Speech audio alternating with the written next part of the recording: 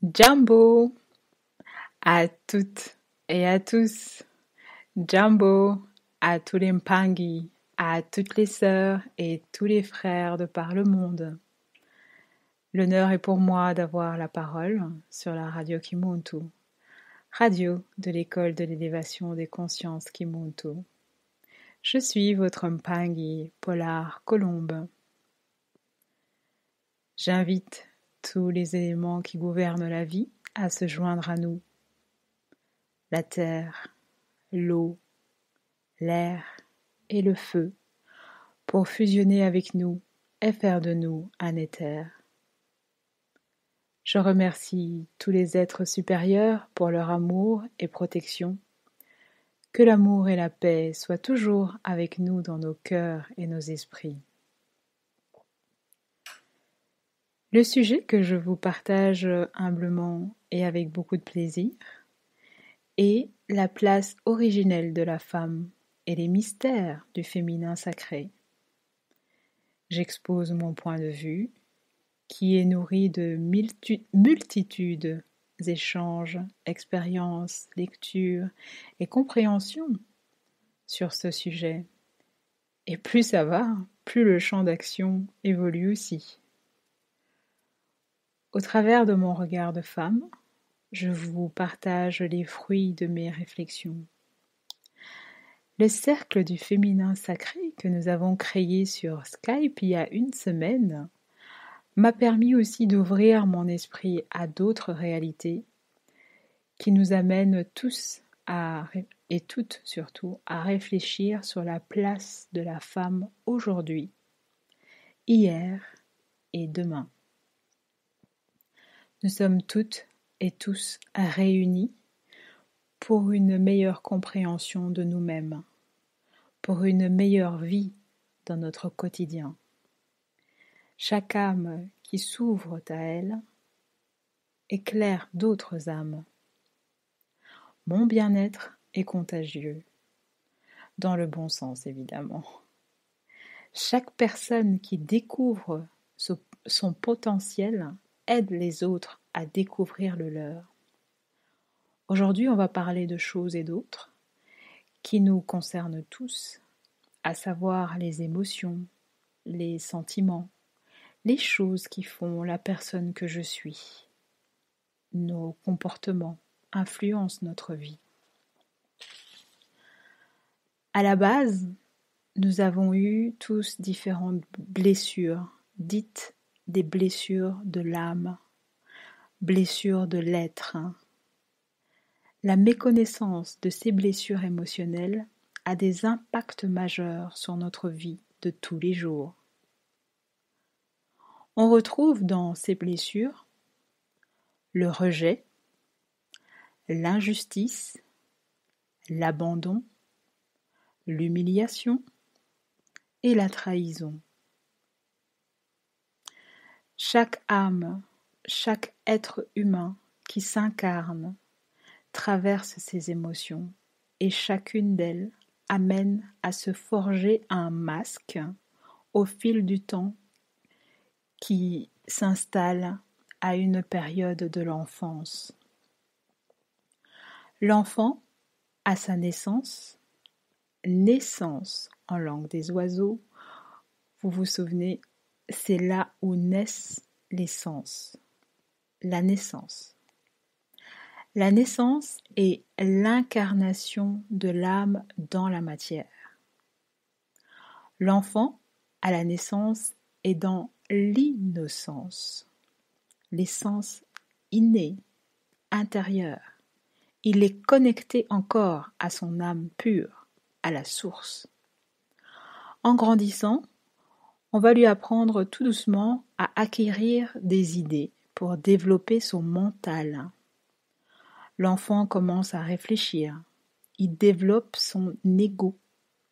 Aussi longtemps qu'on n'a pas appris à un enfant à se reconnaître dans un miroir, il est connecté à son double. Il passera devant un miroir et ne fera aucune différence avec les objets qui l'entourent. À force de lui dire que la personne qu'il voit dans le miroir, c'est lui, c'est son reflet, il se détache de ce double et ne reconnaît que le reflet de lui-même. Un chien qui regarde un miroir croit toujours qu'il y a un autre chien derrière et essaye de jouer avec. Il fait aucune distinction, il n'a pas d'ego. Il est dans l'innocence, comme le bébé.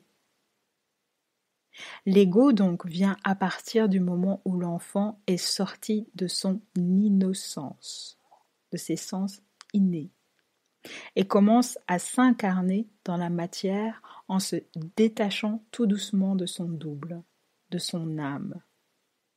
Naître qui n'est pas être. La naissance est donc bien la mort de l'être dans l'incarnation, qui laisse place à l'ego, le corps physique. Le Muntu, durant son incarnation, va donc vivre une expérience. L'âme qui s'incarne permet à l'ego de vivre une expérience. Et durant cette vie, le Muntu va traverser des émotions qui vont lui forger un ego, ce masque qu'il porte au fil du temps. On évoque ici 5 émotions majeures, dont plus de 90%, 90% des gens en ont au moins vécu 4. Et les 10% restants ont vécu les 5. D'après les travaux d'un psychiatre américain, John Pierrakos. Je voudrais juste rappeler qu'en psychologie, de nombreuses recherches cliniques sont faites sur les différents comportements humains sur base d'un certain nombre de patients ou volontaires. Dans les tests, les résultats peuvent parfois vous sembler ne pas vous concerner, mais détrompez-vous. Si vous connaissez bien les lois de l'univers et l'interaction des gens, vous serez surpris à quel point, sous forme quantique, les comportements sont une énergie collective que partage un groupe. Dans votre famille, si vous le souhaitez, vous êtes capable d'influencer le comportement de votre entourage uniquement par l'énergie que vous dégagez. Les familles harmonieuses sont des familles où l'énergie positive circule, comme les globules circulent dans le corps, à travers le sang. Nos relations sont basées sur un principe très connu en physique, le principe des vases communicants. Dans une relation de couple, par exemple, c'est l'attention que vous portez à l'autre qui détermine la qualité de votre relation. Plus vous avez de l'attention pour l'autre, plus vous vous entendrez bien. Attention, vous avez dans ce mot, le mot tension, une manifestation de l'énergie électromagnétique qui traverse notre corps vers l'autre. Les amoureux sont comme deux récipients reliés par un fil électromagnétique invisible qui amène de l'attention l'un à l'autre. Principe des vases communicants. Ce qui fait que, en permanence, l'équilibre se crée dans le couple. Quand il y en a un qui a un souci, le fait de le rassurer, le consoler, le conseiller, lui porter de l'attention, permet d'équilibrer le couple. Lorsque votre partenaire n'a plus d'attention dans votre couple, c'est là où les tensions commencent. Il n'alimente plus les vases communicants. Vous vous videz. Vous sentez que le courant ne passe plus. C'est subtil, mais les énergies ne trompent pas. L'ego peut vous tromper en vous faisant croire que non, il vous aime toujours et qu'il est fidèle. Ça se peut. Il ne faut pas devenir paranoïaque non plus et voir le mal partout. Le manque d'attention peut venir d'un manque d'intérêt, tout simplement. L'autre ne trouve plus de satisfaction dans la relation dans laquelle il est. Il s'ennuie. Il a l'impression de ne plus évoluer. N'oublions jamais que se mettre en couple, c'est accepter un compagnon de route. Vous grandissez ensemble, traversez des épreuves ensemble. Ce n'est en rien juste faire l'amour et des enfants. Le train-train quotidien peut être épuisant pour certaines personnes qui se demandent malgré tout. Une femme ou un mari merveilleux, des enfants adorables, quelle serait encore leur place dans ce monde? Il est bon de rester en mouvement, cher Pagli. Le mariage n'est pas synonyme de prison. Ça peut l'être si vous cherchez juste le confort d'une vie sans saveur. Si la seule chose qui vous intéresse, c'est de trouver une femme qui vous fera à manger et de beaux enfants et qui s'occupe de la maison, oui, là, vous avez trouvé la prison 4 étoiles.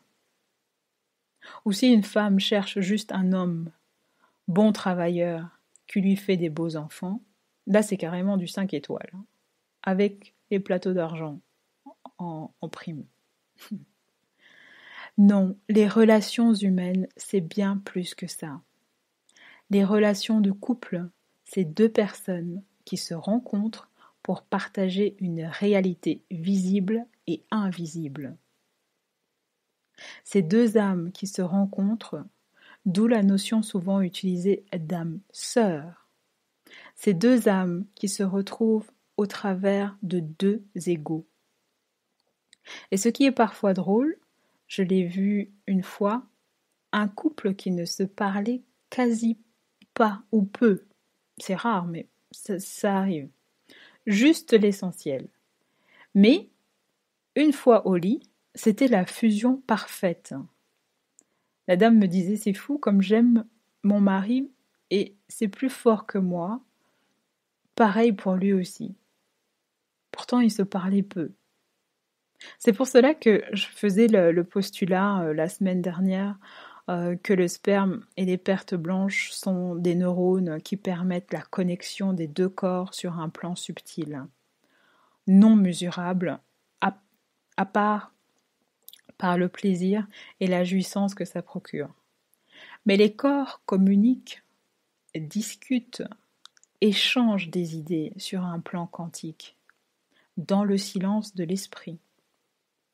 Beaucoup de gens parlent du saut quantique durant les relations sexuelles, tellement le dialogue d'âme à âme se passe sur un plan subtil, non contrôlé par l'ego. On est dans les sens purs, dans l'essentiel, au 7e ciel. Faire l'amour est donc bien un langage du corps par deux âmes qui se rencontrent et partagent leurs énergies divines, leur lumière. L'amour étant, en langue des oiseaux, l'âme ou la lumière de l'âme. Faire l'amour, c'est donc créer un langage de la lumière de l'âme. Et ce sont les fluides corporels qui permettent cet échange.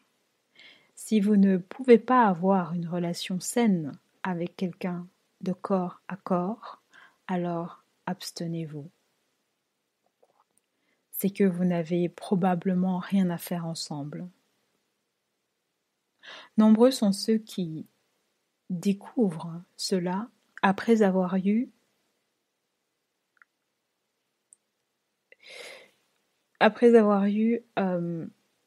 durant un moment des relations sexuelles dites protégées pour des raisons sanitaires.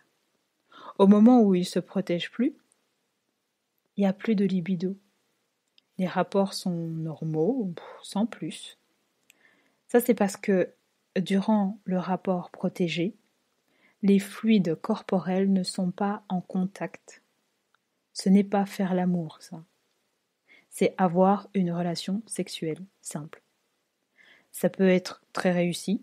Les deux partenaires sont dans la démonstration de leur corps, plus que dans le ressenti de leur âme. C'est l'ego physique qui l'emporte. Nous sommes dans une société où on a mis en avant l'apparence du corps, surtout dans les relations sexuelles, à cause justement de ce fléau de la protection sanitaire.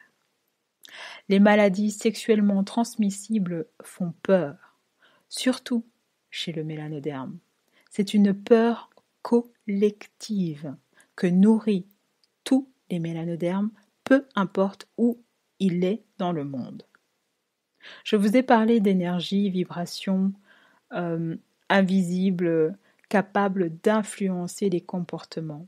C'est scientifiquement prouvé et c'est la physique et la mécanique quantique qui nous expliquent ce phénomène, pour que nous puissions comprendre ce qui se passe sur un plan invisible en nous et dans l'univers.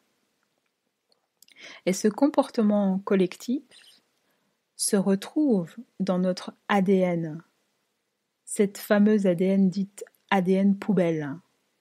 Poubelle puisque les scientifiques, jusqu'à il y a peu de temps, ils étaient incapables d'expliquer le champ d'action des 93%, 93% de notre ADN.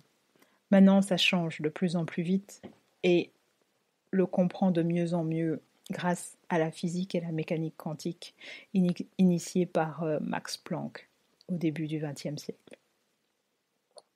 Je disais donc que les relations sexuelles protégées, ne laissant pas libre cours à un échange de fluides corporels, les âmes ne se connectent pas. L'ego reste maître de la situation. Comme il n'y a aucun échange d'ordre énergétique, l'apparence et la performance du corps prend le dessus. C'est l'ego qui prend le dessus. L'homme étant visuel, il cherchera à combler son plaisir à travers ce qu'il voit, à défaut de ce qu'il ressent. Pareil pour la femme.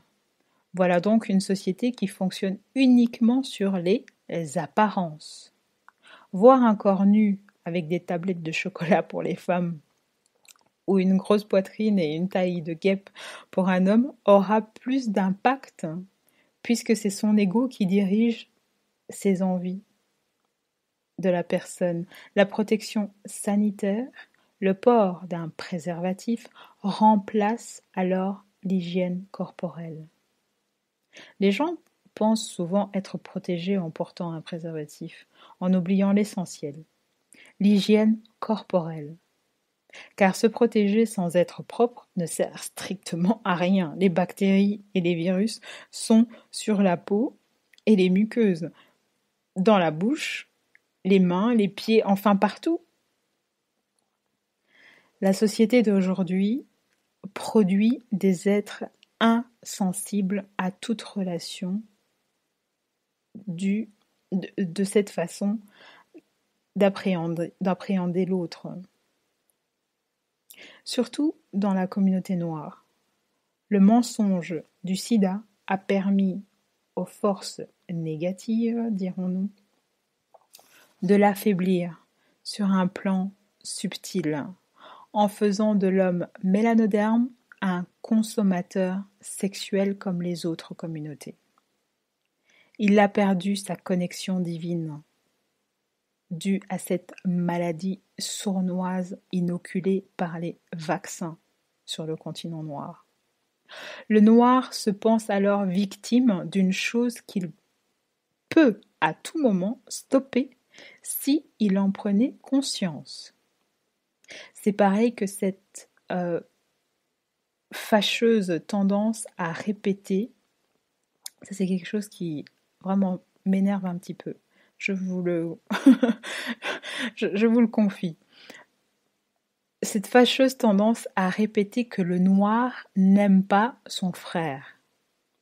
Je m'excuse, mais Pingui, il va falloir d'urgence enlever ça de votre tête, enlever cette phrase de votre bouche. Si vous voulez voir le monde changer envers vous, alors changez vous-même d'abord. À force d'affirmer cette phrase, cette pensée s'est installée durablement et durement dans les têtes des gens. C'est ce qu'on appelle communément un égrégore. À force de répéter la même chose, la chose finit par venir à l'existence. À force d'entendre le noir n'aime pas son frère, les noirs se haïssent entre eux. Il arrive même à trouver des prétextes bidons pour détester son frère.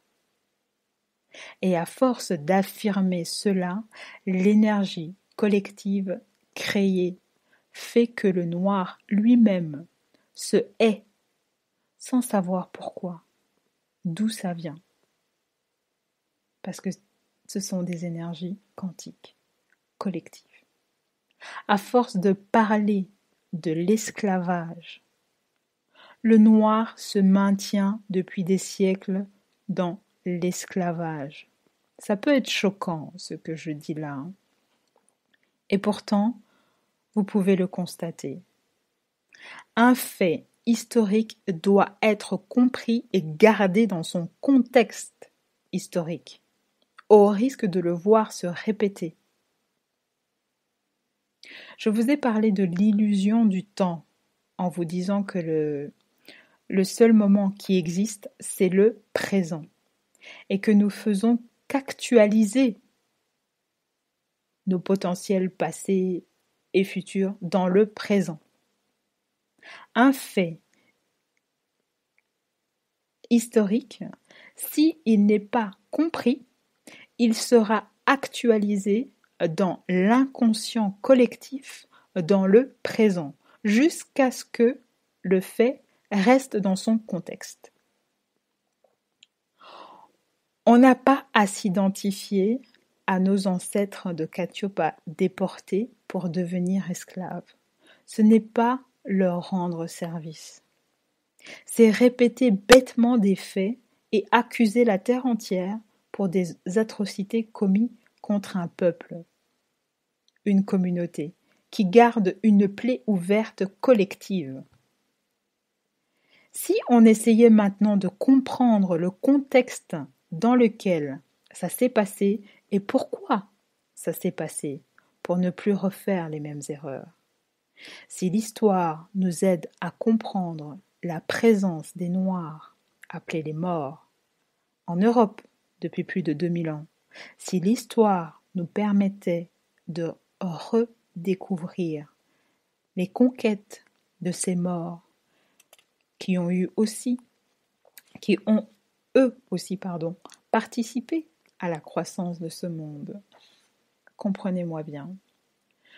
Je ne vais pas aller jusqu'à dire comme l'autre l'avait dit, vous comprendrez pour ceux qui sont français de qui je parle, l'autre qui avait dit en parlant des chambres à gaz durant la Seconde Guerre mondiale comme étant un détail de l'histoire. Je ne suis pas révisionniste et je ne prétendrai jamais que l'esclavage est un détail de l'histoire. Ce qui est sûr, elle est un détail dans une histoire globale de l'humanité, dont les mélanodermes se sont exclus eux-mêmes en perpétuant des croyances hors contexte. L'esclavage ne doit pas empêcher le noir d'avoir confiance en l'avenir de l'humanité. L'esclavage ne doit pas être brandi pour les causes de discrimination raciale qui sont plutôt dues à un manque de confiance collective en la capacité du mélanoderme à créer sa propre existence. L'esclavage ne doit pas justifier le manque d'intégration sur un territoire pour le faire prospérer. La terre appartient à tout le monde. Partout où tu es chez toi. À partir du moment où tu penses que tu n'es pas chez toi, alors ne sois pas étonné que les autres te prennent pour un étranger. Participe à la vie sociale de ton quartier, non pas pour qu'on dise de toi que tu es intégré ou assimilé, mais tout simplement pour t'y sentir bien, toi-même d'abord, à l'aise. Même si au fond de toi tu nourris le rêve de vivre un jour ailleurs, commence par l'ici et maintenant, là où tu vis chaque jour. Intéresse-toi à la vie. Comment faire pour l'améliorer? Regarde autour de toi. T'enferme pas uniquement dans un communautarisme rassurant. Cherche aussi à affronter tes peurs, tes blessures, tes doutes envers ceux soi-disant oppresseurs potentiels. Ignorer les autres augmente la méfiance entre les gens, augmente l'anxiété et les angoisses qui nourrissent la peur et la haine de l'autre. Les bas instincts qui s'activent dans vos intestins et s'infiltrent dans tous vos organes modifient l'ADN et vous n'arrivez plus à supporter celui qui est en face de vous. Définition du racisme, tout ça. Tout ça se passe sur un plan subtil chez un Pingui. Le fait d'entendre parler de l'esclavage du matin au soir depuis des décennies, le noir a fini par s'identifier à ce fait historique et l'a sorti de son contexte historique sans avoir cherché à comprendre les raisons et les fondements de tout ça. Je vous parle constamment d'énergie, de vibration, du féminin sacré et du masculin divin. Je souhaiterais qu'on puisse partager une énergie créatrice en mouvement pour changer notre dessein, notre destinée, pour que nous puissions écrire notre histoire à notre tour, notre histoire collective qui commence par le désir profond d'écrire son histoire d'abord. La vie est la somme d'histoires personnelles qui se rencontrent pour créer une histoire collective. La mort étant l'issue de toute vie, la fin d'une histoire qui fait place à une autre. Vous êtes l'enfant de vos parents, vous n'êtes pas eux. Vous n'avez pas à porter les séquelles de vos parents, puisque vous êtes dans une réalité que eux-mêmes, si vous partagez la même histoire. Se détacher de ses parents est un processus naturel que l'enfant fait petit à petit durant l'enfance pour pouvoir incarner l'être et vivre sa vie. Pourquoi n'en serait-il pas de même sur notre histoire collective? Si les Français avaient gardé rancœur aux Allemands sur ce qui s'est passé durant la Seconde Guerre mondiale, seraient-ils deux puissances économiques dans la zone euro aujourd'hui? Pourquoi le noir n'arrive-t-il pas à se défaire de ses chaînes? Parce qu'il a gardé une mauvaise énergie en lui qui l'empêche de voir au-delà de ses souffrances. Faites un peu l'expérience. Observez-vous lors d'une dispute. Ou pensez un peu à une situation où vous étiez en colère, ou une situation difficile de couple, ou de travail, etc., où vous étiez vraiment en colère. Aujourd'hui, avec le recul, ou même lors d'une séparation, où vous étiez vraiment en détresse totale. Aujourd'hui, avec le recul, vous regardez la situation et vous vous dites « Ah oui, il s'est passé ça et ça et ça. Je ne l'avais pas vu comme ça, sous cet angle-là. Je ne me laisserai plus faire, ou c'est une bonne leçon pour moi. » Quand on est dans une situation difficile, il est impossible d'y voir clair. Il faut pouvoir en sortir pour pouvoir comprendre. Il faut savoir prendre du recul pour pouvoir comprendre les choses. Tant que les mélanodermes s'identifieront et actualiseront dans leur vie, dans leur présent, de tous les jours, les blessures de l'esclavage, ils ne pourront jamais sortir de cette situation. C'est une énergie de bas instinct qui circule de façon quantique et collective, et ça a des conséquences désastreuses. Aux États-Unis, la population noire représente uniquement 13% de la société, et pourtant 50%, je dis bien 50% de la population carcérale, ce sont des Noirs. Continuer à ressasser le passé fait qu'on l'actualise sans cesse. Ce qui est valable pour l'esclavage est valable pour tout fait historique collectif traumatisant. Le cas des Juifs, par exemple en Europe, exterminés durant la Seconde Guerre mondiale, devrait nous faire comprendre cela aussi. Certains Européens se soulèvent pour dire stop, il y en a assez de la culpabilisation collective pour un acte commis dans un contexte historique de guerre. Même si les enjeux géopolitiques sont en vigueur, les voix se font entendre et la riposte aussi.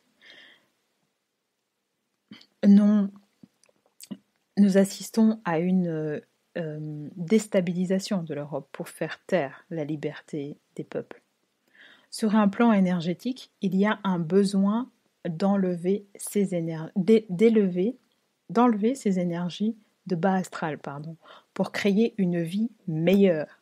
Mais il y a des forces négatives. Comme tout est polarisé, il y a toujours une force matique et une force écéphétique. Il y a des forces négatives qui poussent vers le bas pour faire taire la résistance. Un combat est en marche et il sera gagné aussi par une élévation des consciences énergétiques. Voilà pourquoi, de partout dans le monde, les gens s'ouvrent de plus en plus à la spiritualité. Ils ont compris que nourrir la haine par la haine ne résout rien. Alors que si on comprend qu'on est co-créateur avec les autres d'une réalité nouvelle, la vision du monde s'en retrouve bouleversée. Toutes les probabilités quantiques s'offrent à nous. C'est à chacun de choisir son chemin. Le mélanoderme doit aussi maintenant se sentir concerné par le dessein collectif humanitaire. Fini le syndrome de Stockholm. Le noir doit prendre sa place dans l'humanité. Il était là au commencement de l'humanité et il sera encore dans le futur de cette même humanité. Tous les peuples sur Terre ont eu à traverser des faits traumatisants, qui ont, pour certains encore aujourd'hui, des conséquences lourdes qu'ils ont réussi à transcender. Demandez un peu aux Irlandais qui sont en Amérique comment était la vie de leurs ancêtres. C'était encore pire que la Somalie actuelle. Les gens mouraient de faim, de maladies, d'épidémies, de guerres sans cesse. Ceux qui sont en Amérique, pour la plupart, ils sont aussi des descendants d'esclaves vendus par de riches marchands anglais. Et pourtant, vous voyez un peu comment ils ont réussi à prospérer malgré qu'ils sont toujours en guerre entre eux et qu'ils n'aiment pas les Anglais, entre parenthèses. Ça, c'est une autre histoire. Je ne dis pas qu'il faut prendre exemple sur les Irlandais. Ce sont des faits historiques qui doivent nous interpeller et nous montrer qu'il n'y a pas de fatalité. Nous pouvons surmonter nos peurs collectives pour créer notre histoire. Arrêtez de dire des choses négatives comme le noir n'aime pas le noir. C'est faux. Élevez vos pensées. La place de la femme dans le futur passera aussi par ce processus d'élévation des consciences. L'énergie féminine créatrice prendra place en chacun à partir du moment où chaque personne arrête de nourrir ses énergies de bas instincts et que chaque personne transmute en lui l'énergie masculine qui met en mouvement l'énergie féminine créatrice d'une nouvelle réalité. Le pouvoir mystérieux du féminin sacré et son magnétisme qui attire à elle l'énergie masculine. Pour en revenir brièvement en relation sexuelle, lors de l'acte sexuel, la femme attire à elle l'énergie masculine. C'est ça qui attire, tel un aimant, les spermatozoïdes à sortir. L'énergie féminine tire vers elle l'énergie masculine. Les hommes sont malheureusement victimes du pouvoir féminin, qui est magnétique et très très puissant. C'est pour cela que la femme est victime, comme le mélanoderme, de la société patriarcale, de l'énergie masculine destructrice de bas instincts. Comme toute chose, il y a une polarité à chaque fois. L'énergie masculine a son pôle positif et négatif, tout comme l'énergie féminine. En parlant d'énergie, nous devons alors nous intéresser à ce qui influence notre comportement. J'en reviens donc à mes débuts. Je vous ai parlé de 5 blessures émotionnelles qui ont des impacts majeurs sur notre vie de tous les jours. Je vais les redire et les détailler pour vous. Nous avons donc le rejet, l'injustice, l'humiliation, l'abandon et la trahison. Ce sont les 5 blessures émotionnelles qui ont un impact sur nous. On peut avoir des variations, par contre, dans le pourcentage qui nous affecte personnellement pour chacune d'entre elles. On peut avoir le rejet faiblement et l'abandon plus haut. C'est en ajustant constamment selon notre vie. Plus on prend conscience de notre intérieur, de notre âme, la partie lumineuse en nous, plus le tout est influencé et l'intensité des émotions traumatisantes diminue. Plus le monde tout prend conscience de qui il est, qu'il vaut plus qu'un fait historique traumatisant, plus il a conscience de lui-même et plus ce traumatisme diminue considérablement. Je vais détailler les 5 blessures émotionnelles un après l'autre. 1. L'abandon. Ça, c'est vraiment une blessure, ça, l'abandon. Nombreux enfants, au-delà du cas des orphelins abandonnés à la naissance ou qui ont perdu leurs parents trop tôt, il y a beaucoup d'enfants qui ont ce sentiment d'abandon envers leurs parents. Les parents travaillent beaucoup, l'enfant passe le plus clair de son temps avec des étrangers, à la crèche ou à l'école. Cette émotion d'abandon va avoir plusieurs caractéristiques qui se manifesteront au travers des émotions comme le besoin d'attention, très important. Quand on souffre d'abandon, on a le sentiment d'être victime. Tout le temps à se demander « Oh, mais pourquoi moi? Qu'est-ce que j'ai fait ?» On se sent facilement seul, triste.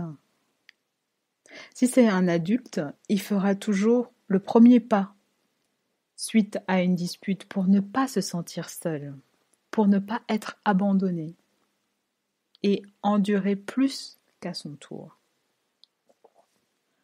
Tendance à tout dramatiser, pleurer facilement, peur de la solitude, angoisse à l'idée d'être seul, facilement dépendant sur le plan affectif, les gens qui ont peur de l'abandon, peur de s'affirmer, Dans la gestuelle, une personne qui a peur de l'abandon aura tendance à chercher l'appui sur les coudes, sur un mur, sur une table, se tiendra la tête, etc. pour se sentir soutenu. Ça, c'est le masque du dépendant. Deuxième émotion, la trahison. C'est le masque du contrôlant, celui qui a connu la trahison. Difficulté à déléguer. Manipule pour arriver à ses fins. A des attentes nombreuses. Parle fort. Impose son point de vue. Manque de délicatesse en termes de communication. Contrôle pour ne pas être trahi. Susceptible. Autoritaire. Humeur changeante. Se sent supérieur aux autres. L'apparence est très importante. Impatience. Se trahit à répétition sans le réaliser. Ce sont les nombreux traits de caractère qu'aura une personne qui souffre ou qui a souffert de trahison. Et il est surtout important de détecter ces émotions en nous pour pouvoir le faire sortir, les comprendre, en être conscient pour s'en défaire. Ce sont des émotions que tout le monde a ou a eu un jour.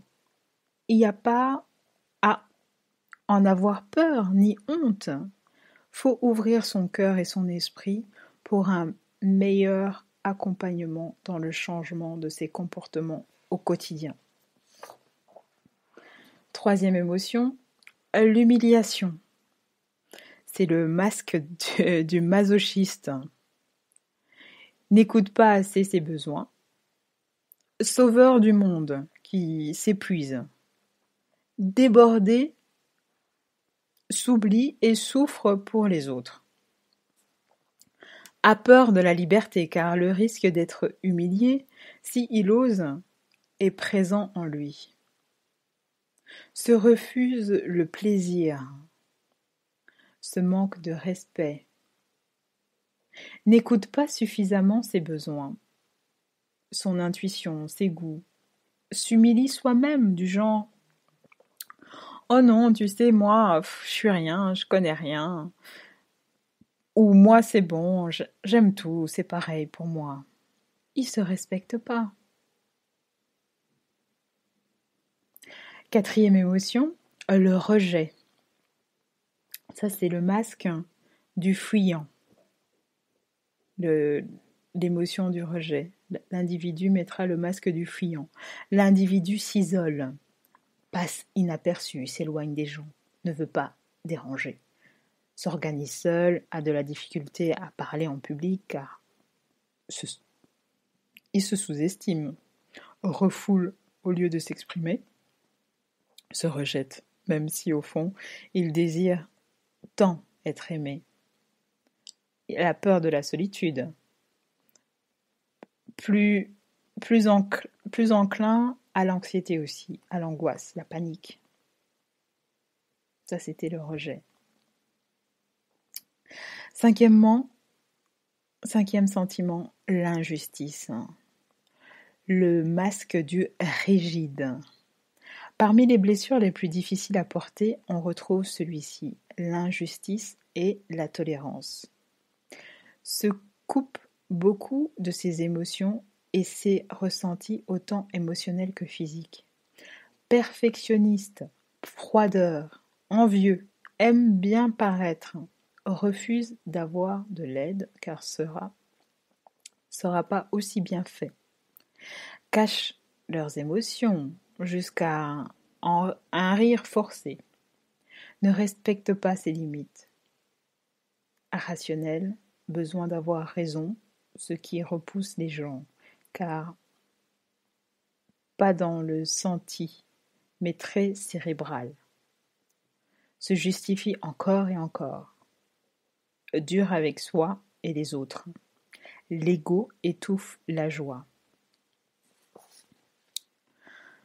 Apprenez, mes chers pingui, à reconnaître en vous ces blessures, que je vous répète encore une fois. L'abandon, la trahison, l'humiliation, le rejet, l'injustice. Apprenez à les reconnaître en vous, ces blessures, pour pouvoir y travailler et en être conscient pour qu'elles ne vous perturbent plus dans votre quotidien. Chaque personne pourrait se reconnaître sous les traits de ces 5 blessures des émotions. Le mélanoderme et tout autre peuple ont en commun des traumatismes personnels qui deviennent collectifs lorsqu'on ne travaille pas sur soi d'abord. Le mélanoderme a tendance à minimiser les bienfaits des thérapies collectives ou même individuelles, alors que c'est la meilleure façon d'apprendre à se connaître. Participer à sa propre évolution pour voir une bonne évolution collective. Chaque être qui se libère de ces traumatismes allège l'énergie collective liée au traumatisme commun à chaque peuple. Vous comprendrez que ces descriptions des 5 blessures émotionnelles sont que des points de repère pour mieux comprendre nos comportements et ceux des autres. Ne culpabilisez pas, nous faisons tous de notre mieux en fonction de ce qu'on porte en soi de tel. Sauf qu'il importe de s'améliorer pour notre propre mieux-être d'abord. Pour ainsi dire, lorsque nous sommes dans la blessure, c'est comme si on était l'enfant qui a peur, qui en ressent l'écho, et elle soumet l'adulte en quelque sorte. Prenez le temps de lire sur le sujet des traumatismes pour comprendre ce que c'est. Se trouver de l'aide aussi, par des groupes de parole.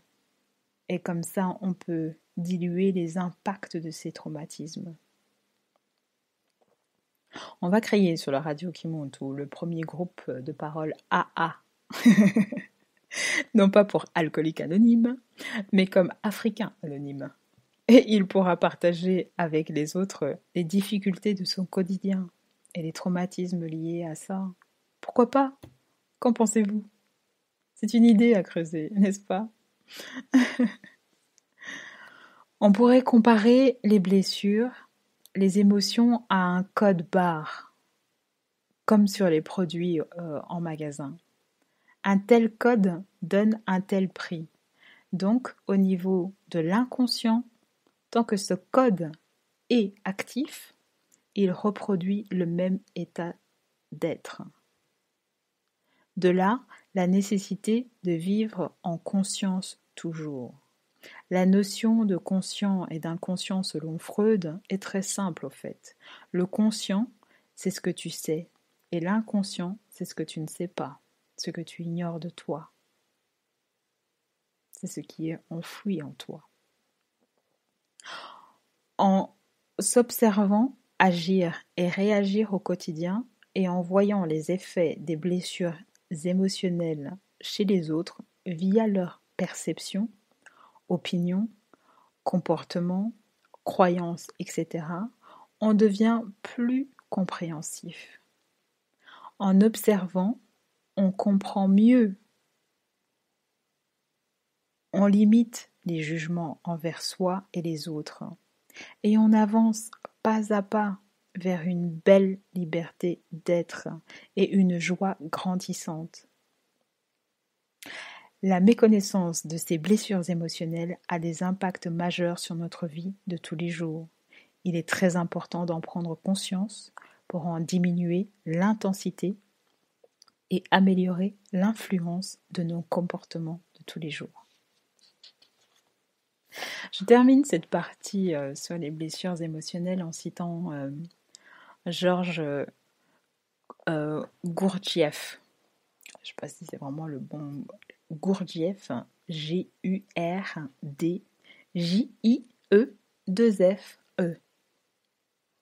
qui a introduit l'anéagramme en Europe. pour ceux qui ne savent pas ce qu'est l'anéagramme, pour ceux qui ne connaissent pas, c'est un cercle, faites un cercle, à l'intérieur duquel on retrouve un triangle et une forme hexagonale. C'est un symbole ancien qu'on retrouve d'après toutes ces lectures chez les Égyptiens déjà, qui représente la structure harmonique et la dynamique interne de l'univers. L'anéagramme est un outil de découverte de soi et des autres, un outil d'évolution en nous, en nous permettant de nous découvrir nous-mêmes et les autres. Il nous permet d'apporter des changements positifs dans notre manière de nous comporter et d'entrer en relation avec nous-mêmes et les autres. J'aurai l'occasion d'y revenir à ce anéagramme une prochaine fois. C'est très très intéressant pour ceux qui veulent se découvrir et comprendre les autres à travers justement la géométrie sacrée. Donc, Georges Gourtchev, personnage assez mystérieux du XXe siècle, qui eut une grande influence à l'époque quand il disait, en pensant à l'homme contemporain, il disait ceci: l'homme n'est en réalité pas un homme, il est une machine. Tous les attributs de l'homme, la liberté, la compréhension, l'amour, la créativité, ne lui appartiennent pas tant qu'il ne se met pas à leur recherche. L'homme peut cesser d'être une machine, il peut devenir conscient, mais d'abord il doit se rendre compte de toute sa mécanicité. Au cours de ma vie, je pense qu'à différents moments, j'ai vécu des instants de compréhension. La mort de mes parents, la guerre au Burundi, au Rwanda, les changements de carrière professionnelle aussi, séparations douloureuses, etc. sont autant de moments différents. Peut-être que vous aussi, vous avez eu comme l'impression parfois de voir votre situation de l'extérieur. Prenez du recul, comme quand on regarde un film. Ce sont des moments de changement de notre état de conscience qui peuvent ouvrir la porte à une meilleure connaissance de nous et conséquemment à une plus grande liberté. Je vais vous partager ici une dernière chose que je trouvais assez intéressante. Comme vous savez, je termine toujours mes chroniques maintenant avec une loi de Mahat. Et avant, j'introduis toujours cette loi de Mahat. Et là, j'avais envie de partager avec vous la dernière prophétie de Peter Denouf, un message d'espoir qui parle de notre époque actuelle. Tout d'abord, qui est Peter Denouf? Alors, je vous donne un indice sur l'importance de cet homme via une citation d'Albert Einstein. Le monde s'incline devant moi, mais moi, je m'incline devant le maître Peter Denouf. La dernière prophétie de Peter Denouf, également connue sous le nom spirituel de Beyansa Duno, le maître bulgare Peter Denouf, qui a vécu de 1864 à 1944. Il fut un être d'un très haut niveau de conscience, en même temps qu'un incomparable musicien, qui donna durant toute sa vie un exemple de pureté, de sagesse, d'intelligence et de créativité. Établi pendant des années près de Sofia, en Bulgarie, où il vivait entouré de nombreux disciples, il a, par son rayonnement, éveillé à la spiritualité des milliers d'âmes aussi bien en Bulgarie que dans le reste de l'Europe. Fasciné par ce personnage hors norme, hors du commun, Albert Einstein a déclaré donc un jour « Le monde s'incline devant moi, mais moi je m'incline devant le maître Peter Donneau ».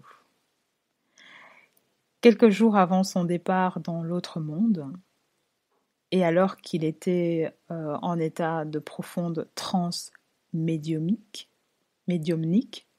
il fit une extraordinaire prophétie à propos de l'époque troublée que nous traversons aujourd'hui, du temps de la fin et de l'avènement du nouvel âge d'or de l'humanité. Voici ce bouleversant testament. Il est d'une actualité si vibrante que l'on en vient à douter de ces paroles, que ces paroles ont peut-être été prononcées il y a plus de 60 ans. Donc voici la dernière prophétie du maître Peter Donneau. Au cours des temps, la conscience de l'homme a traversé une très longue période d'obscurité. Cette phase que les hindous appellent Kali Yuga est sur le point de s'achever. Nous nous trouvons aujourd'hui à la frontière entre deux époques, celle du Kali Yuga et celle de la nouvelle ère dans laquelle nous entrons. Une amélioration graduelle se produit déjà dans les pensées, les sentiments et les actes des humains, mais tous seront bientôt soumis au feu divin, qui les purifiera et les préparera en vue de la nouvelle époque.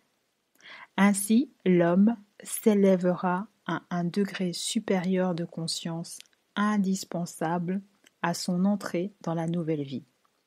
C'est cela qu'on appelle par l'ascension. Quelques décennies s'écouleront avant que ce feu ne vienne, qui transformera le monde en y apportant une nouvelle morale.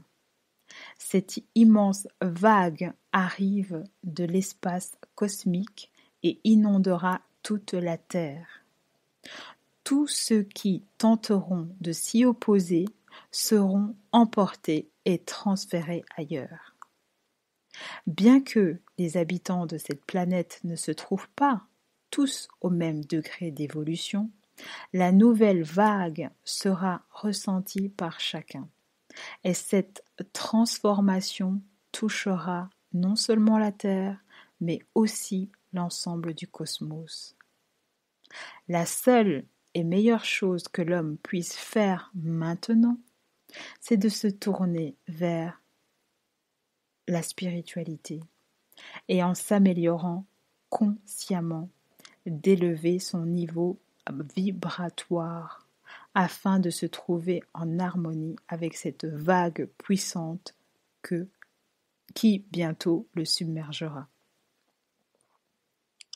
Le feu dont je parle, qui accompagne les nouvelles conditions offertes à notre planète, renouvellera, purifiera, reconstruira tout.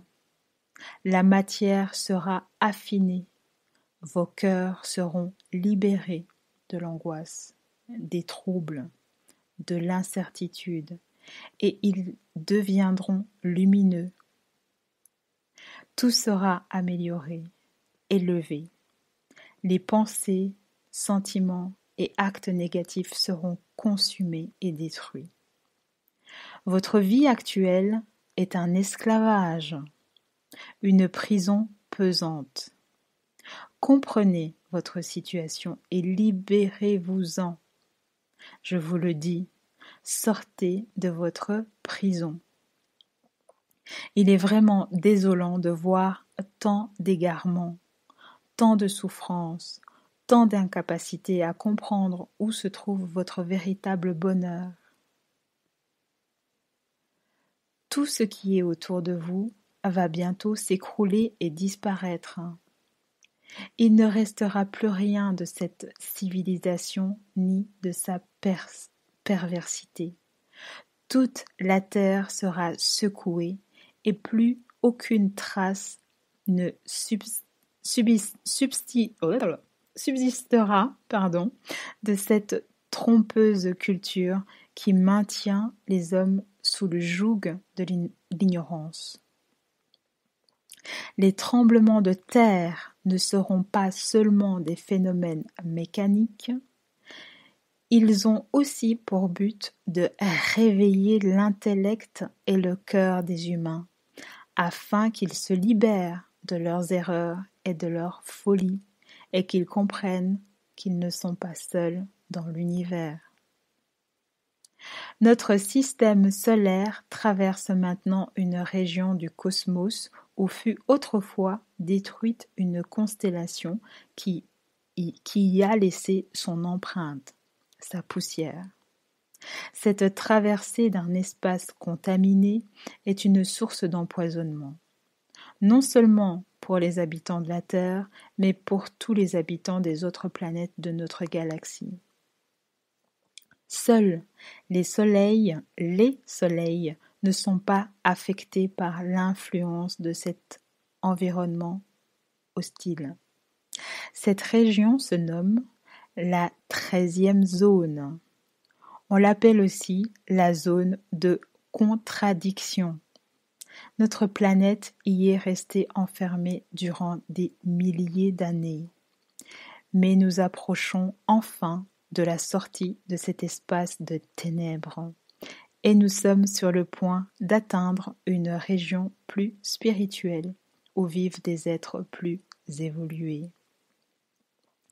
La Terre suit maintenant un mouvement ascendant, et chacun devra s'efforcer de s'harmoniser avec les courants de l'ascension. Ceux qui refusent de se soumettre à cette orientation perdront l'avantage des bonnes conditions qui leur sont désormais offertes pour s'élever. Ils resteront en arrière de l'évolution et devront attendre des dizaines de millions d'années la venue d'une nouvelle vague ascendante. La Terre, le système solaire, l'univers, tout se meut dans une nouvelle direction sous l'impulsion de l'amour, le Nzola, dont on parle tout le temps à l'école Kimonto. La plupart d'entre vous considèrent encore l'amour comme une force dérisoire, mais en réalité, c'est la plus grande de toutes les forces. L'argent et le pouvoir continuent à être vénérés comme si le cours de votre vie en dépendait. À l'avenir, tout sera subordonné à l'amour et tout le servira. Mais c'est à travers les souffrances et les difficultés que la conscience de l'homme va devoir s'éveiller. Les terribles prédictions du prophète Daniel écrites dans la Bible se rapportent à l'époque qui s'ouvre. Il se produira des inondations, des ouragans, des incendies gigantesques et des tremblements de terre qui balayeront tout. Le sang coulera en abondance. Il y aura des révolutions, des explosions terribles retentiront en de nombreuses régions de la terre. Là où est la terre viendra l'eau,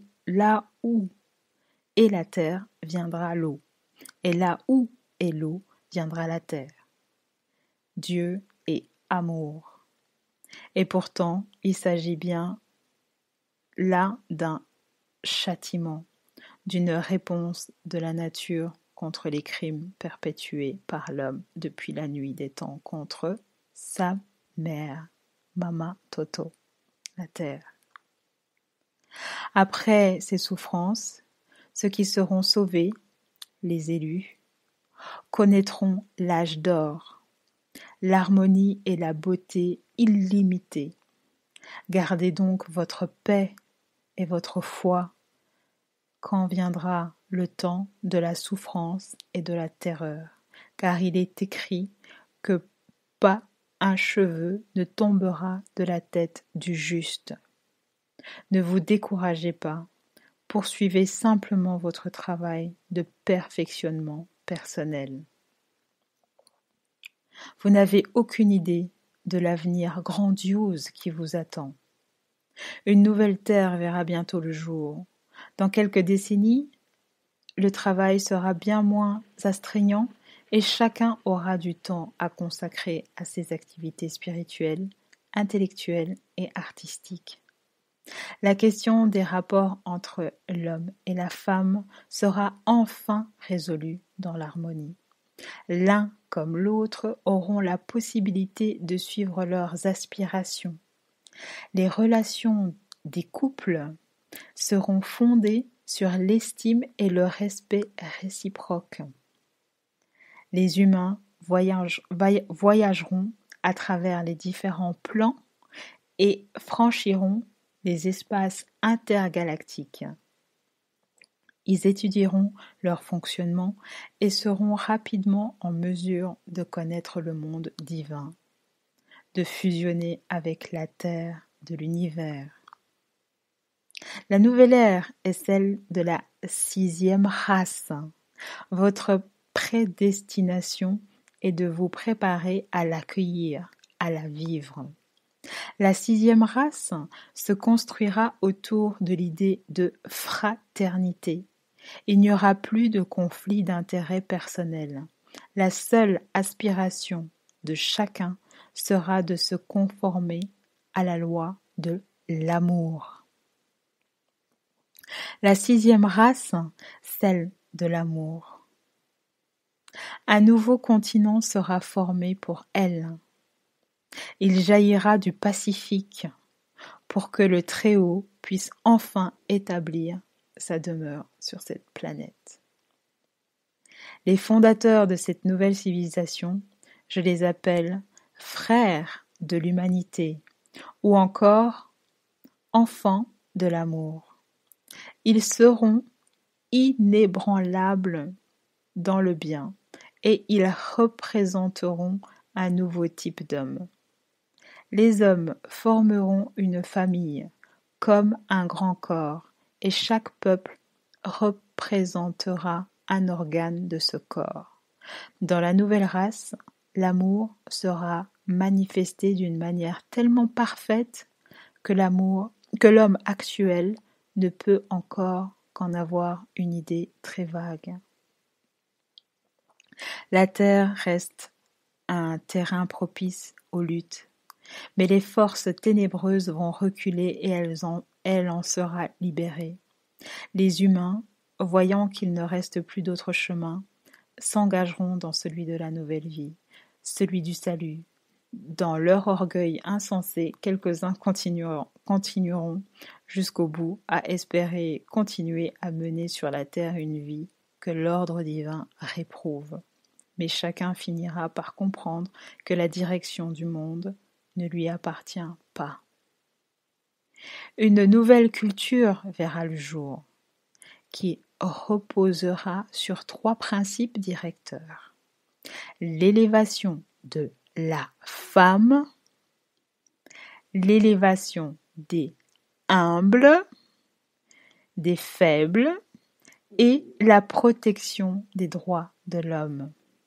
Je répète, une nouvelle culture verra le jour qui reposera sur 3 principes directeurs: l'élévation de la femme, l'élévation des humbles, des faibles et la protection des droits de l'homme.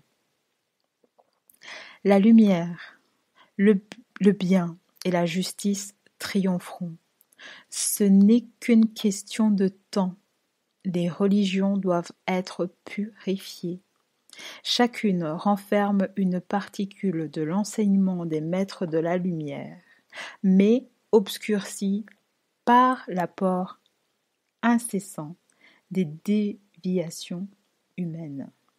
Tous les croyants auront à s'unir et à se mettre d'accord sur un principe, celui de placer l'amour comme base de toute croyance, quelle qu'elle soit. Amour et fraternité, c'est cela la base commune. La Terre sera bientôt balayée par les ondes extraordinairement rapides de l'électricité cosmique. D'ici quelques décennies, les êtres mauvais et fourvoyés ne pourront supporter leur intensité. Ils seront alors absorbés par le feu cosmique qui consumera le mal qui les possède. Puis ils se repentiront, car il est écrit que chaque chair glorifiera l'Unza, l'univers, Dieu. La Terre sera bientôt balayée par les ondes extraordinairement rapides de l'électricité cosmique. Notre mère, Maman Toto, la Terre, se débarrassera des hommes qui n'accepteront pas la nouvelle vie. Elle les rejettera comme des fruits avariés. Ils ne pourront bientôt plus se réincarner sur cette planète. Les esprits criminels non plus. Seuls resteront ceux qui posséderont l'amour en eux. Il n'est plus d'endroit sur la terre qui ne soit souillé de sang humain ou animal. Il faut donc qu'elle subisse une purification. Et c'est pour cela que certains continents actuels seront immergés alors que d'autres surgiront. Les hommes ne se doutent pas de quel danger ils sont menacés. Ils continuent à poursuivre des objectifs futiles et à chercher le plaisir. Ceux de la 6e race seront au contraire conscients de la dignité de leur rôle et respectueux de la liberté de chacun. Ils se nourriront exclusivement des produits du monde végétal. Leurs idées auront le pouvoir de circuler aussi librement que l'air et la lumière de nos jours.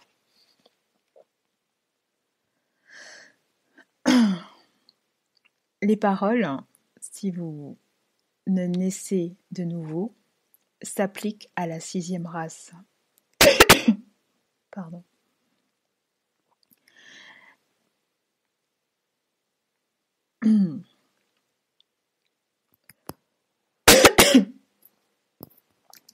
Oula, j'ai beaucoup parlé. J'en étais où? Si vous ne naissez de nouveau, s'applique à la 6e race. Lisez le chapitre 60 pour ceux qui ont la Bible d'Ésaïe. Il se rapporte à la venue de la 6e race, la race de l'homme. Après les après les tribulations, les hommes cesseront de pécher et retrouveront le chemin de la vertu. Le climat de notre planète sera partout modéré et les variations brutales n'existeront plus. L'air redeviendra pur, de même que les eaux. Les parasites disparaîtront. Les hommes se souviendront de leur incarnation passée et ils éprouveront le plaisir de constater qu'ils sont enfin libérés de leurs anciennes conditions. De même que l'on débarrasse la vigne de ses parasites et de ses feuilles mortes, ainsi agissent les êtres évolués pour préparer les hommes à servir le Dieu de l'amour. Il leur donne de bonnes conditions pour connaître et se développer, et, à ceux qui veulent bien les entendre, ils disent « Ne craignez rien, encore un peu de temps et tout va s'arranger. » Vous êtes sur la bonne route. Que celui qui veut entrer dans la nouvelle culture étudie, travaille consciemment et se prépare. Grâce à l'idée de fraternité, la terre deviendra un lieu béni, et cela ne tardera pas. Mais auparavant, de grandes souffrances seront envoyées pour réveiller les consciences. Les péchés accumulés durant des milliers d'années devront être rachetés. La vague ardente émanant d'en haut contribuera à liquider le karma des peuples. La libération ne peut être davantage remise. L'humanité doit se préparer pour les grandes épreuves inéluctables qui viennent et qui apporteront la fin de l'égoïsme. Sous la terre, quelque chose d'extraordinaire se prépare. Une révolution grandiose et absolument inconcevable se manifestera bientôt dans la nature. Dieu a décidé de redresser le monde et il va le faire. Le Nza a décidé de redresser le monde et il va le faire. C'est la fin d'une époque. Un nouvel ordre va substituer à l'ancien. Un ordre dans lequel régnera l'amour sur terre. Extrait de Hommage à Peter Danoff, qui a écrit ça donc il y a plus de 60 ans.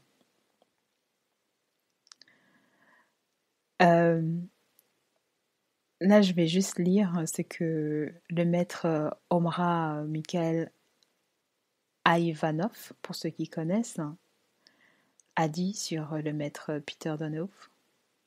Le plus remarquable chez le maître Peter Danoff, ce qui en faisait un être absolument à part, c'était la vie spirituelle qui émanait de lui et qui, comme des rayons de lumière, venait nous pénétrer. Car le rayonnement que produit un être d'une grande vie spirituelle est quelque chose de vivant. Un monde habité d'entités très pures qui imprègnent tous ceux qui l'approchent et fait un travail sur eux. Beaucoup croient que l'essentiel, c'est la parole d'un maître, la sagesse qu'il transmet, et que s'il ne dit rien, ils n'apprennent rien. Eh bien, c'est une erreur. Même s'il ne parle pas, le rayonnement qui émane de lui vous communique quelque chose de sa lumière et de sa force.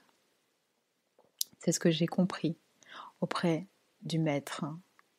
Le plus important, ce n'était pas l'enseignement qu'il nous transmettait par sa parole, mais la vibration intense de son esprit qui pénétrait en nous.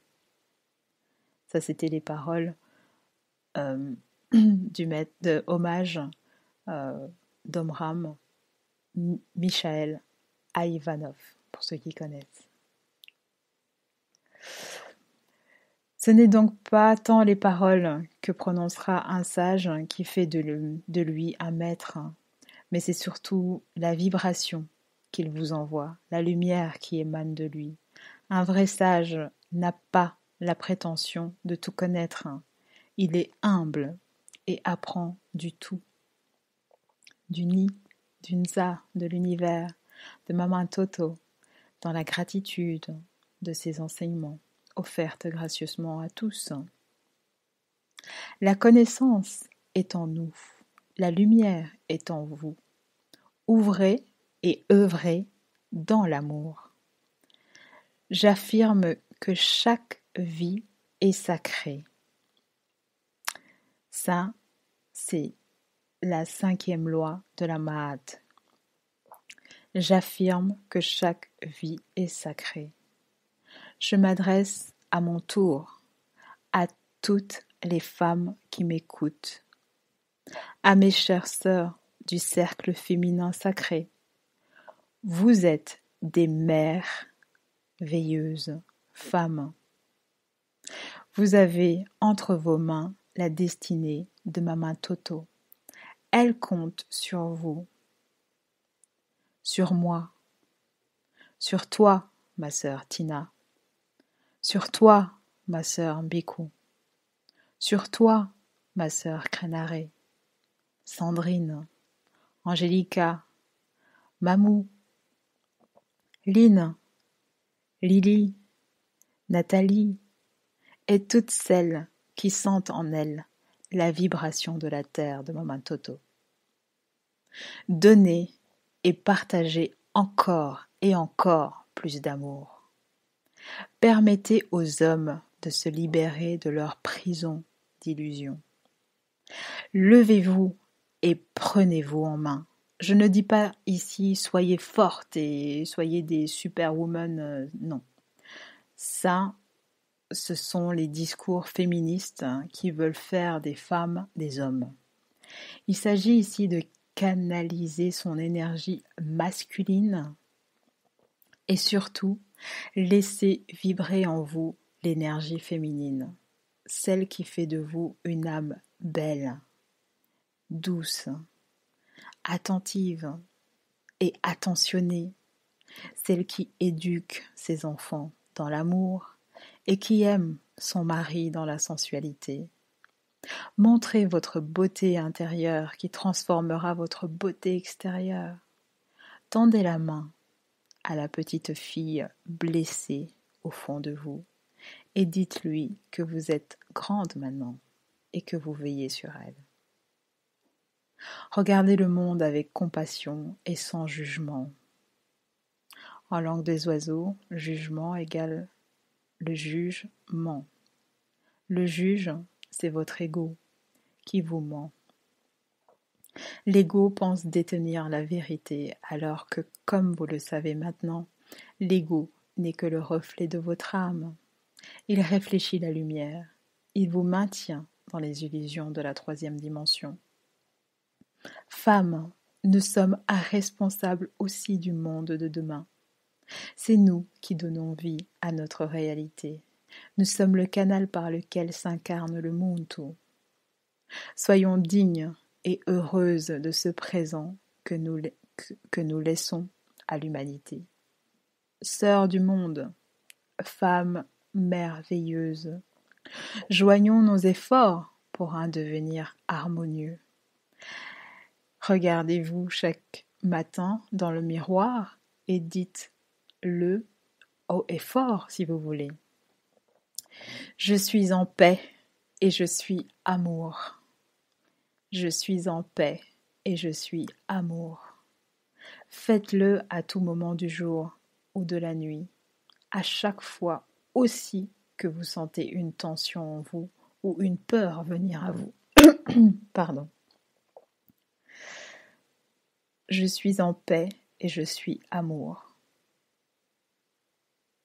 Vibrez ça chaque jour en vous.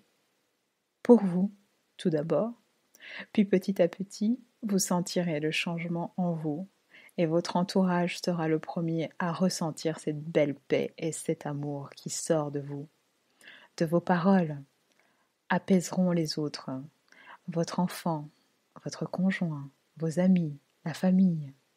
Le boulanger, le coiffeur fera la différence dans vos cheveux qui pousseront mieux et plus fort. La pensée influence le corps. Chaque personne qui s'approchera de vous sera envahie par cet amour et cette paix.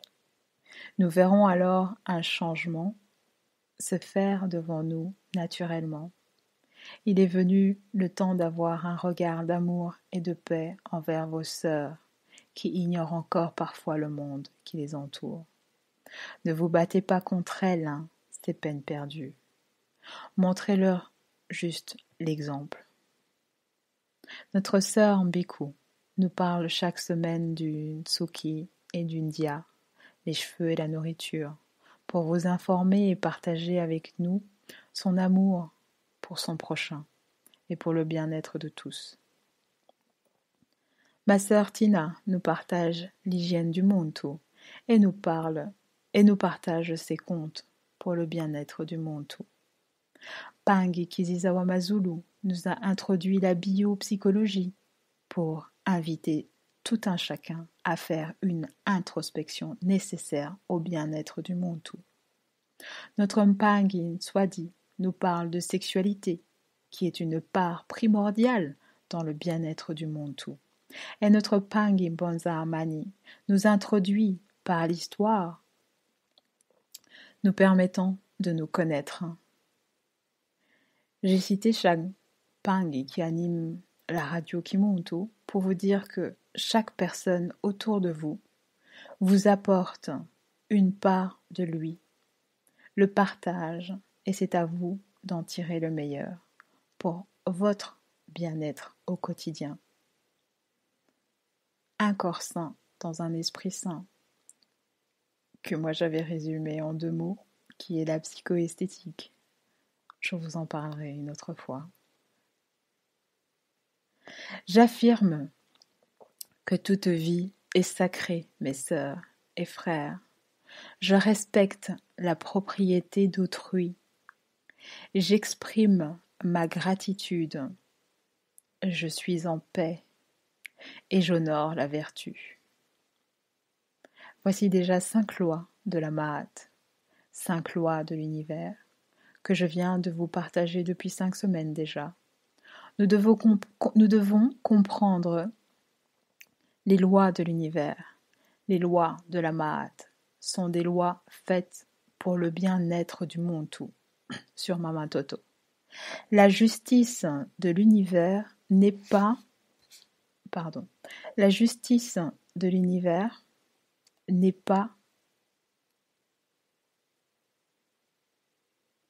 jamais répressive. Elle guide le monde tout dans le chemin d'une Zola, de l'amour universel. La justice des hommes punit, alors que la justice de l'univers libère l'homme. Le monde tout de sa prison, de ses illusions, de ses peurs. Mes bien-aimées sœurs, nous sommes les gardiennes de la Mahat. Nous donnons vie à l'amour. Permettons à notre tour que la liberté entre dans nos cœurs pour mieux la partager et la faire grandir pour le bien-être de tous. Ceci n'est pas une utopie, mes chers Pangui. Si vous m'avez écouté attentivement, sachez alors qu'au fond de vous, j'ai semé une petite graine de paix et d'amour. Et si vous êtes d'accord, de l'arroser chaque jour de cette belle pensée de paix et d'amour en vous, alors le rêve devient réalité, à l'instant où vous aurez décidé de vivre dans la paix et l'amour de l'univers. Votre énergie féminine rejoindra l'énergie masculine en vous sans le moindre effort, et vous serez en paix de toutes vos mémoires passées. Tout s'effondrera par votre seule volonté de paix et d'amour. Ne soyez pas déçus de voir les gens autour de vous résister à cette énergie. Ils ne sont pas prêts. Soyez patients et compatissants. Montrez toujours l'exemple de cette paix et amour en vous. Je suis en paix et je suis amour. J'affirme que toute vie est sacrée, à commencer par la mienne.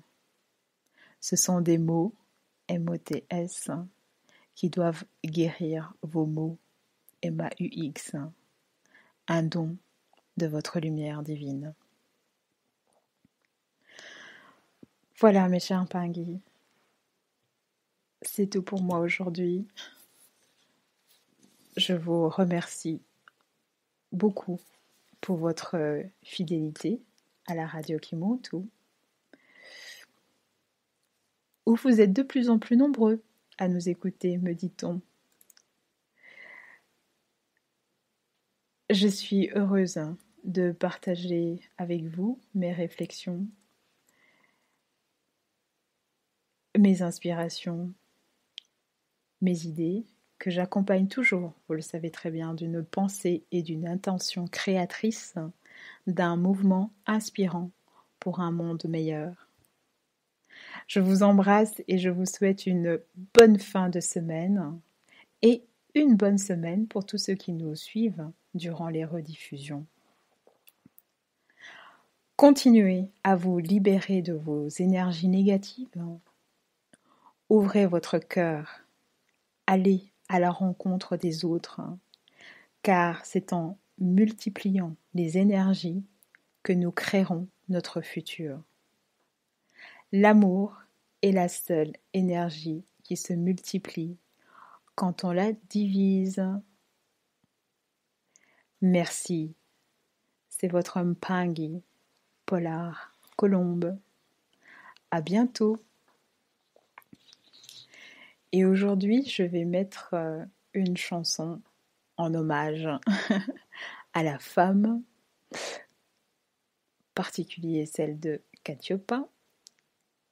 Ce n'est pas une femme qui chante, mais le message est clair. C'est Two-Faced Idibia, African Queen. Merci, à bientôt.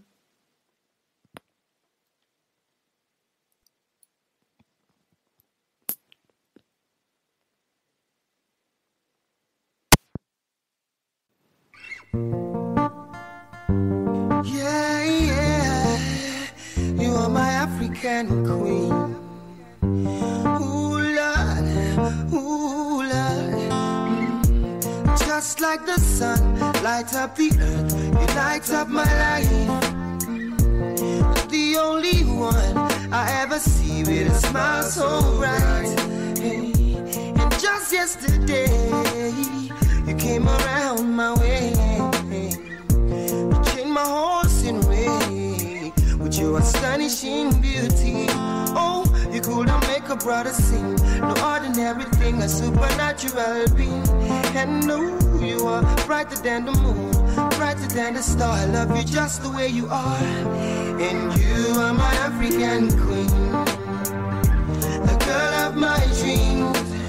You take me where I've never been. Yeah. You make my heart go ding-a-ling-a-ling. Oh, you are my African queen, the girl of my dreams. And you remind me of a thing, and that is the African beauty. Yeah, yeah. Ooh, you are my African queen. Oh, Lord, ooh, Lord. Out of a million, you stand as one, the outstanding one. I look into your eyes, girl, what I see is paradise. Hey, you captivated my soul. Now every day I want you more. Now I cannot deny this feeling I'm feeling inside. Hey, no one cannot take your place, you cannot take your space. That is a fact I cannot erase. And no, you are the one that makes me smile, make me float like a boat upon the Nile.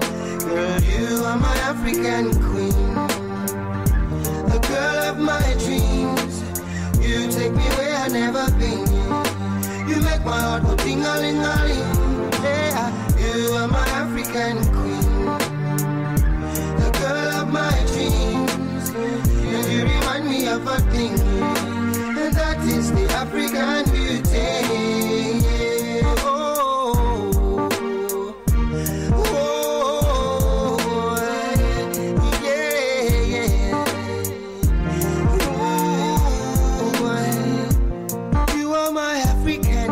And I know, oh yes I know, you are my African queen. And I know, see I know what I am feeling in my heart and in my soul.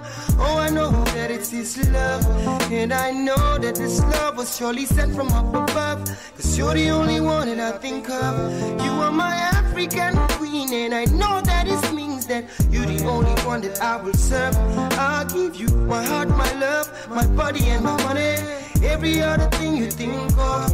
In a man who could think of anything better than you, who could think of ever hurting you. Sacrifice my all, I'll give it all to you. You are my African queen, for real. You are my African queen, the girl of my dream, the girl of my dream. Where I've never been. Oh, na na, yeah. Ding-a-ling-a-ling. Oh, lolly. You are my African queen. You are my African queen, the girl of my dream, my African. You remind me of a thing. Oh, that is the African. So black, so beautiful. I love you, I love you, I love you, I love you. I love you, I love you. Munyemo, I love you, I love you.